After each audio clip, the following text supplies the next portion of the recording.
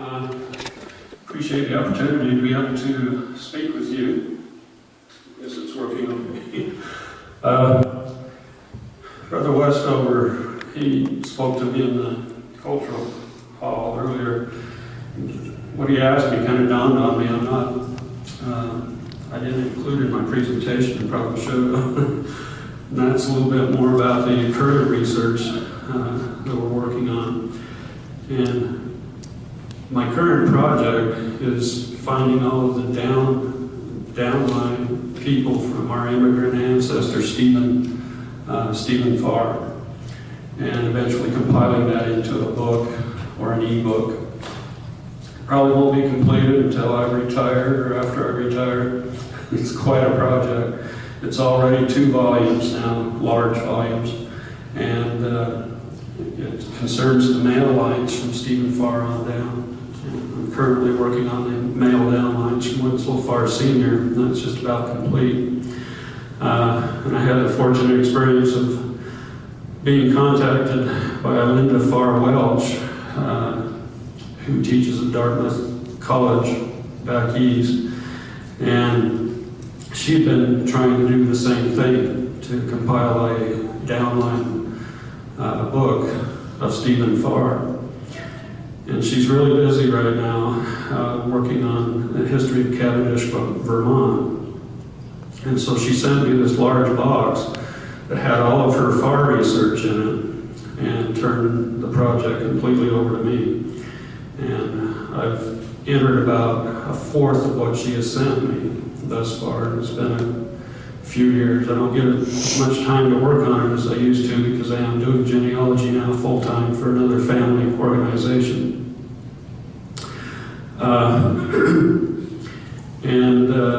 Cindy True over here is also working on the downlines from Winslow Farr Sr., and she'll be filling in those the female lines that I'm not including in the male lines.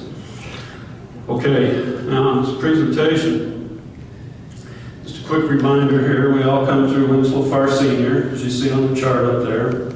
His father was Azel Farr. His father was Jonathan Farr. Now, Jonathan Farr was not our immigrant ancestor. I want to make that clear. His father was Thomas Farr. Thomas Farr originally was the last proven ancestor that we had for a long, long time. And Thomas Farr, we originally believed only had one wife, Elizabeth Powers. But recently, in the last year or so, I found some information online that proved the contrary. Thomas Farr Sr. was actually married twice. He's first married to Elizabeth Powers, with whom he had all of his children. After the death of Elizabeth, he married Hannah Whitcomb Powers, his sister-in-law, former wife of Joseph Powers. It was previous belief that Hannah Powers was the wife of Thomas Farr Jr., but now we know that his wife was Hannah with the surname unknown. Until about a year ago, all the genealogies had Hannah Powers married to Thomas Sr.'s son, Thomas Jr. And with what we've found, that's not true. Previously, we couldn't find a death location for Thomas Farr Sr. Many believed it to be Chesterfield, New Hampshire. In fact, on Find a Grave, he's listed there, along with Elizabeth Powers, as being buried in a cemetery there at Chesterfield, New Hampshire. I did some checking into it with the cemetery sexton, and they are not buried there. And I contacted the woman that posted that, and she just said that she had assumed that that's where they were because she'd seen other people put in their genealogy since they had died in Chesterfield. But I found this headstone on Find a Grave, and it says, erected in memory of Mrs. Hannah Farr, the widow of Mr. Thomas Farr, who departed this life July 6, 1780, I can't remember, 5, and aged 92 years. That makes her way too old to be Thomas Jr.'s wife, way too old. It works out perfect, though, to be the wife of Thomas. The name Powers, well, first of all, I looked in the area to see if I could find a probate of either Thomas Farr or Hannah Farr. Fortunately, Hannah had a probate. In that probate, she mentions that she is the widow and relic of Thomas Farr, late of Hollis, deceased. So now we know that Thomas Farr was in Hollis and that he died there. And then she goes on and she names her son as Thomas Powers. So I did some research in the area of Hollis, New Hampshire, and found that this Thomas was the son of Joseph, who was the brother-in-law of Thomas. So, pretty neat discovery, actually. So now we know where Thomas is buried. And I plan on going back to Hollis this fall and checking something that we can't see on Find a Grave, and that is the grave next to Hannah's is it blank, no headstone. I've got an overall photo of the cemetery there, and those old headstones are wall-to-wall headstones right next to each other. So I want to go see if her headstone is surrounded by headstones or if there's a blank spot there. If it is, that's pretty good chance that that's where Thomas Farr is buried. Okay, I went back to the marriage record of Thomas Farr Sr., and this is where we kind of messed up originally. The record there says Mr. Thomas Farr, whereas you can see some of the other men are not listed as Mr. And it says Mrs. Hannah Powers. That means that she was previously married and he was previously married. And why we missed that, and everybody else that's researched it for 100 years, I don't know. But originally it was assumed that it was a mistranscription of the date. It wasn't put down correctly, and that this was really Thomas Jr. marrying Hannah Powers. But now it all makes sense with what we've found. So that's our latest discovery in the last year. Okay, so why the DNA project? First, there's no proof that Thomas Farr Sr., born about 1688, was a son of Stephen Farr. Number two, there's little hope of proof because of a document uncovered by Mindy Lutz Sanborn, co-author of the Great Migration Project. However, this document does show that Stephen Farr had unrecorded children. So it's possible Stephen was the father of Thomas, but until we started our DNA project, there was absolutely no proof that Stephen was the father of Thomas. In this document was actually a resignation letter of a clerk, a registrar. He was very frustrated because some people in the local area were not cooperating. Well, it just happens that Stephen Farr was one of those uncooperative people, along with Michael Bacon and John Brown and John Hines. And he says this is just to mention a few. But he got so frustrated that people weren't cooperating, getting the Bible records recorded, marriages and the births, that he was turning in his resignation. And so if any of you have stubborn children, you can blame it on Stephen Farr. Works for me. Okay, now this is our DNA chart. Across the bottom of the chart are the people that have taken the DNA test. People across the bottom with the red numbers were the people that were living at the time of this DNA test that we started. Okay, these four people, Robert, Ben, my father, David Jackson Farr, Keith and Kendall Farr, they took the DNA test and they all matched. Okay, if you follow their genealogy back and prove it on paper, their common ancestor is Jonathan Farr. Jonathan Farr is the one responsible, the first person responsible in those lines to give that DNA signature to those 4 or 5 people on the bottom that you see circled in red. Now we know that Thomas Farr is the father of Jonathan Farr. We can prove that on paper. And so we know that Thomas Farr also has that same DNA signature and is responsible for passing it down to our family. Now, Next four people, they took the DNA test, they matched each other, and they matched us. Their line intersected with Samuel Farr. So Samuel Farr became the most recent common ancestor of those four people and is responsible for passing that DNA signature down to those four. But we don't know who Samuel's father is. There's no proof whatsoever of it. We do know that John was a brother of Samuel, though, and so we didn't need a descendant from John. John's mentioned in Samuel's will. Now there's another son, Jonathan Farr, who we proved after I originally made this chart. There's only one living male descendant, direct descendant of Jonathan Farr. And that's Linda Farr Welch's, that I mentioned earlier, her brother. We got him to take the test, and he matched also. So we also have Jonathan Farr proven his line. Okay, then we have these two guys on the right-hand side, Donald Farr and Rupert Farr. Their line is a proven line all the way back to Stephen Farr. Somehow Stephen slipped up and let his son Stephen get recorded in the records.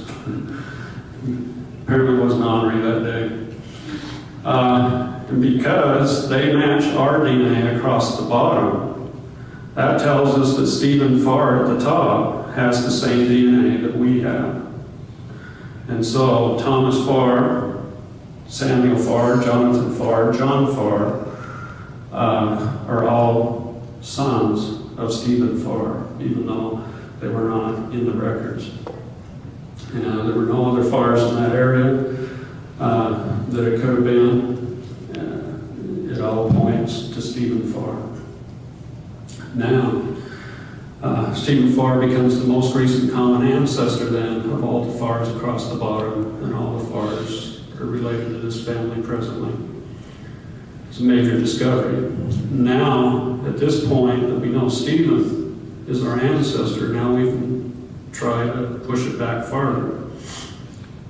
Farther, no pun intended. Okay, now shortly after I started the project, I posted it on the internet, and 1 week after posting it to the internet, I had a contact from someone. He was wondering why my ancestors' names looked similar or familiar to him and his ancestors. I asked him to do the DNA test. He agreed, and we ordered the test. We paid for it. That's partly what family money goes towards, because some people don't agree to do this. Would you explain the DNA test as to the marker and the validity of the test? Yeah.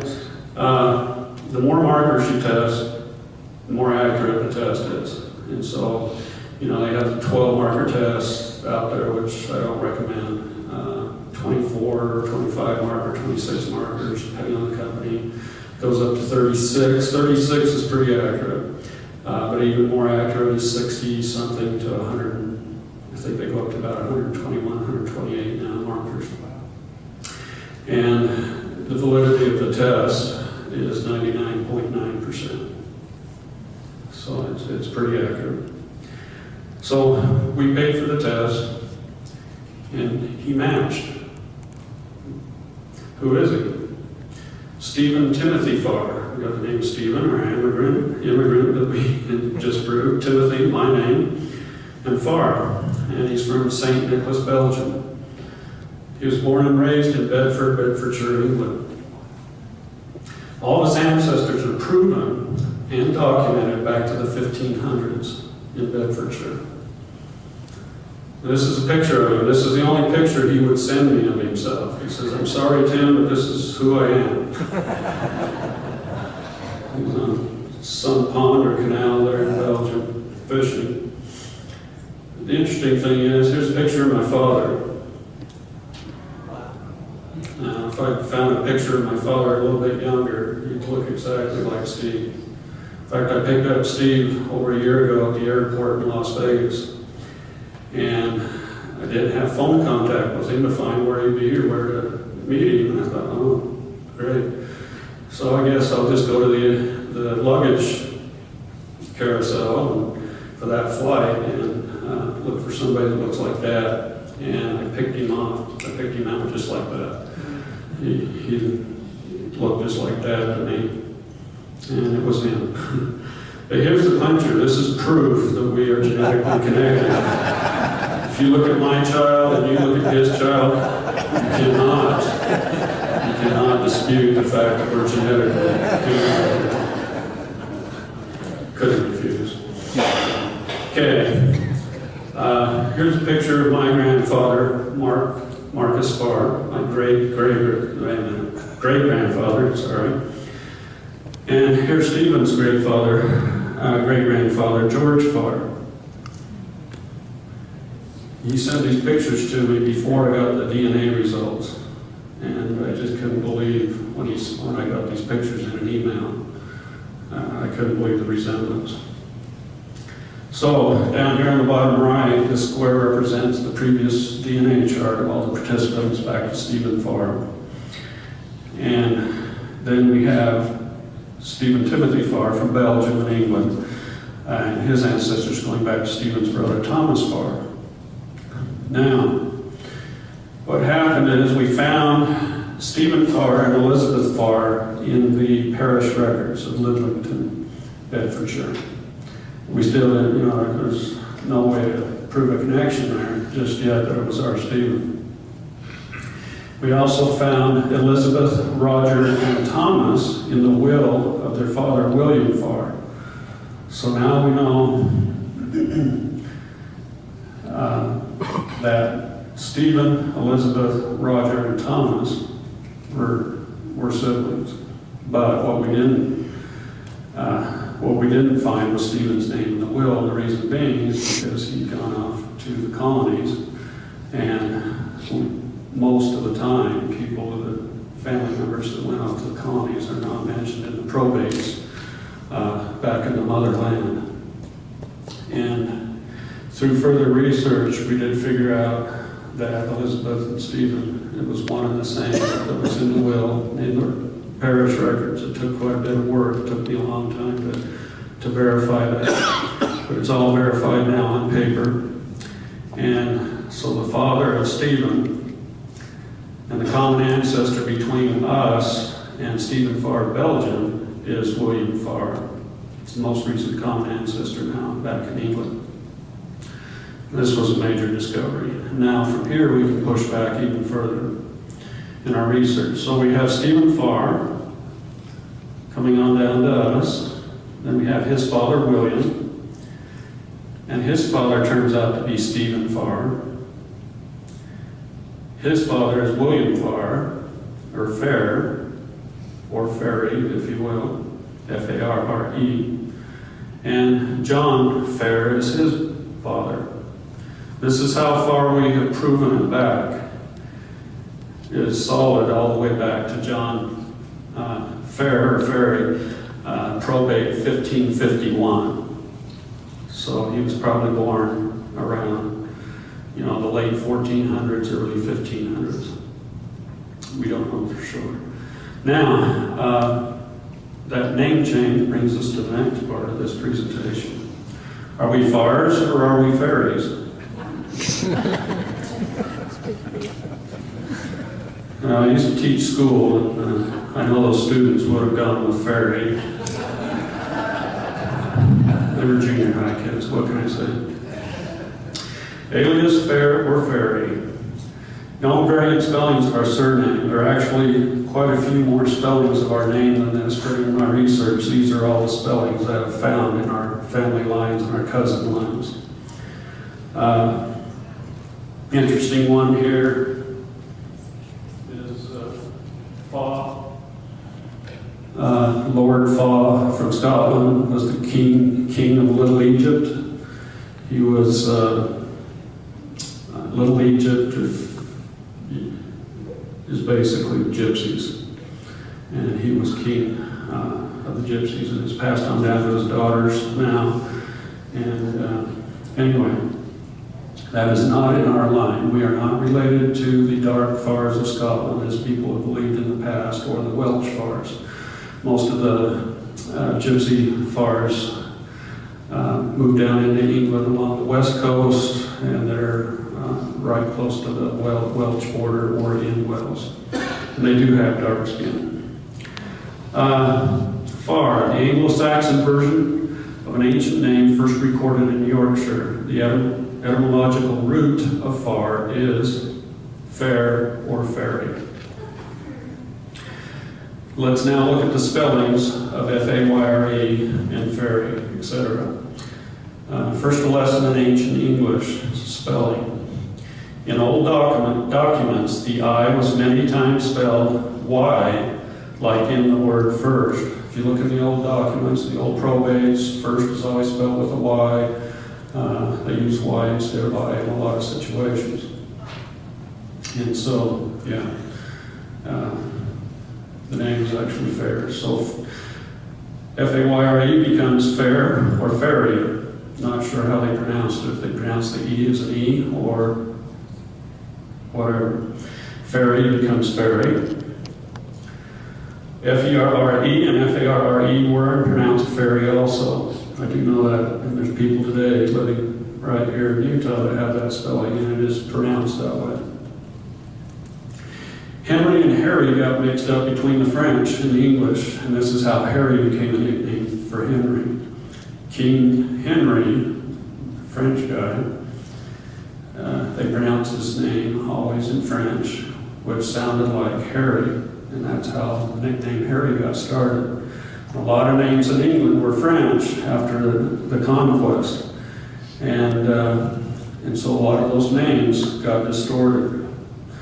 And my question is the name Fairy, or in our case, Fairy, F-A-Y-R-E-Y, another French to English mix-up?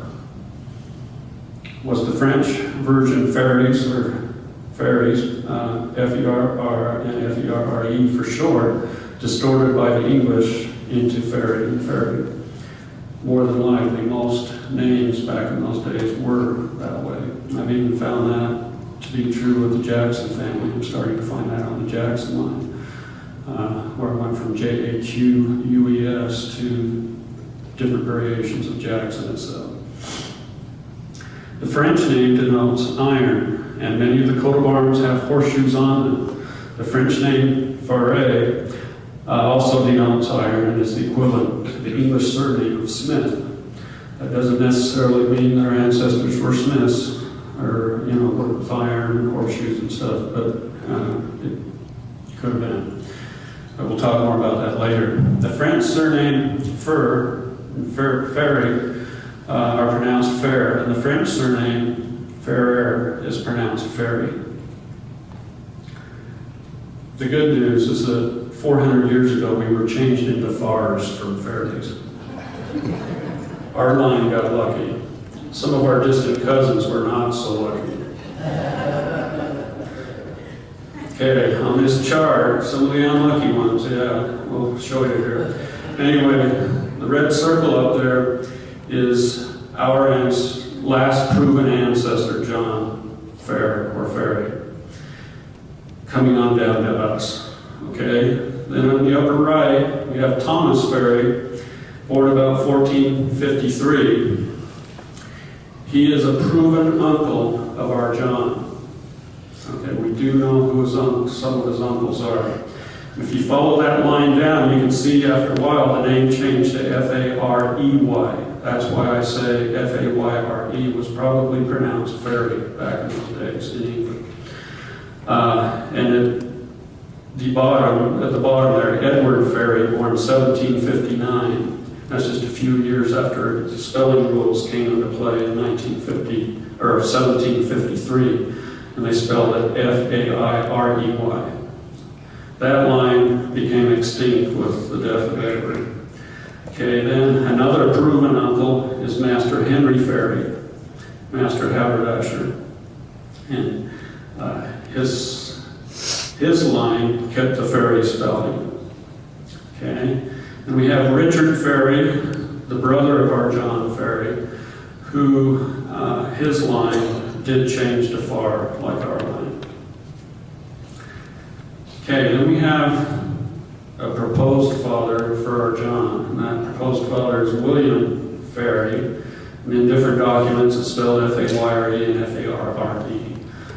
He's born about 1450, and married Agnes. I have two different documents that have William Fairy in it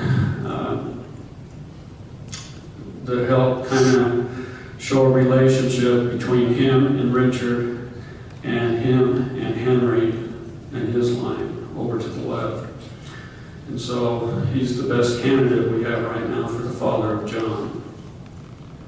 At the top, just within the last year or two, I came up with some land documents, and it shows a relationship between Thomas Fairy, about 1379, William Fairy, about 1398, and John Fairy, about 1429. That is a land pedigree at the top.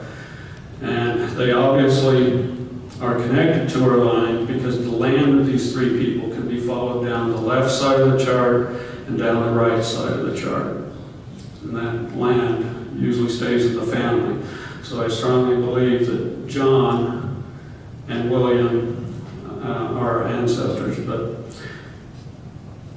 Thomas and William very possibly could be brothers. I'm not sure about the connection there, if William and Thomas would be father and son, or if they would be brothers. Okay.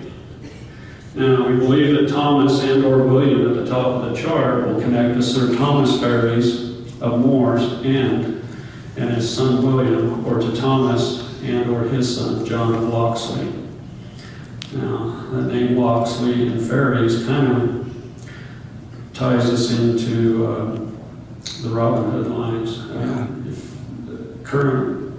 The horn that Robin Hood had has a coat of arms on the side of it. Notice that coat of arms is the coat of arms of the Fairies family.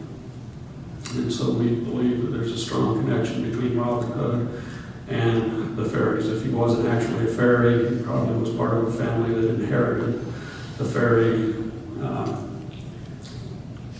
manners or baronry, whatever they do. And the other proof that Robin Hood was probably a fairy is the fact that he traipsed around in Sherwood Forest wearing tights. I knew that was coming.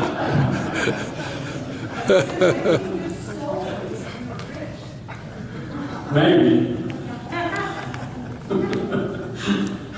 But anyway.